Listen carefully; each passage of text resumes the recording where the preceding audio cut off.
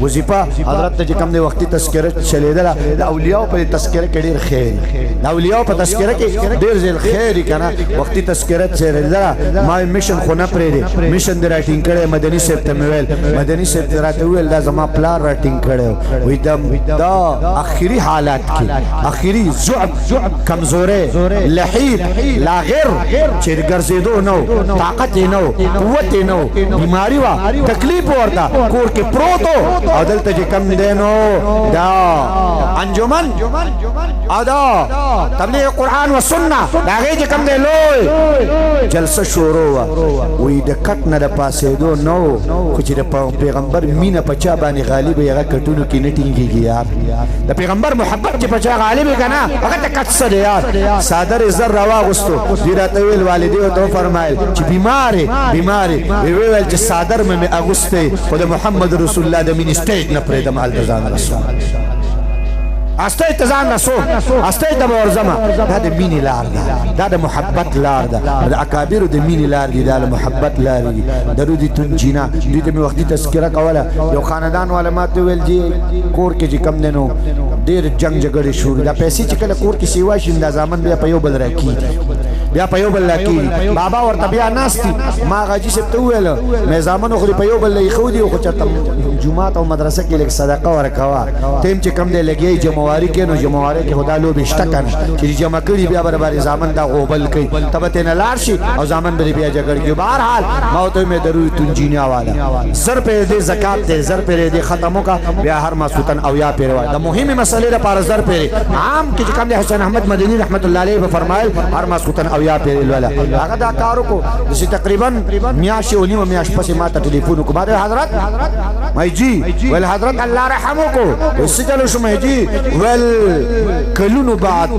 زما زامن چې کم دی په یو دسترخوان باندې ډوډۍ ته کېناستل نن زما په کور ډېره لویه خوشحالي ده زما بیبي هغې ځان ته جانماز غوړولی او د شکرې لپاره سر به سجود پرته ده جاړي د الله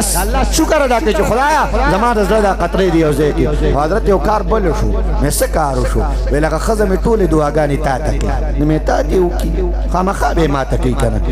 کار خو ما کړی دی موږ هم دغه دعاګانو ته پراته یو دغه دعاګانې غواړو الحمدلله دعاګانې تا ته کوي ډینګي وایرس مریض ما کتلی الله د دې سره جوړ کړی اسپتال لرې کړی د کینسر مریض د کشمیر حضرت له چې کم دی راغی دا مونږ کتلی دی الحمدلله چې الله تعالی شفای کامله عاجله ورته ورکړي یو دکاندار و هغه ویل کار مې وران دی دکان نه چلیږي مې لکه ذکر کوه او سورې واقعه وایه خدای نه نه وي جي دکان نه چلیږي خدای دې خیر کوي ما ورته ویل چې کار وکړه چې لاړ شي هر ورځ به دا چې کم دی ته سار کې او یا پرې په خپل دکان کې لولم به بل اوس هغه دکاندار څنګه دی پته ته شته هغه دکاندار لا د یو دکان په ځای باندې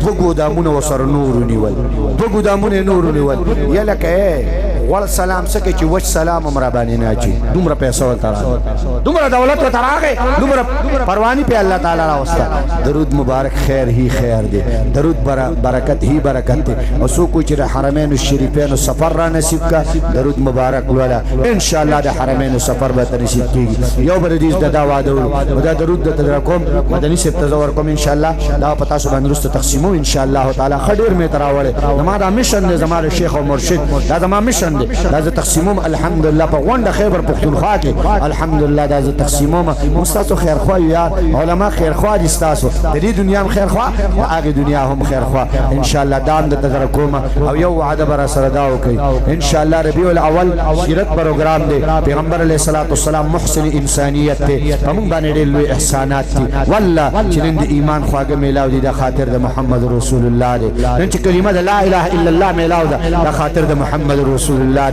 والله که رضوان جهان سردار نه وي مینا به نه میلاوي دا مزدلفه به نه میلاوي دا عرفات به نه میلاوي صفا مروه به نه حجر اسود به نه مقام ابراهیم به نه نه به چې کم دی د ملتزم جړاګانې وي دا خاطر دی د امام الانبیاء محمد رسول الله صلی الله علیه وسلم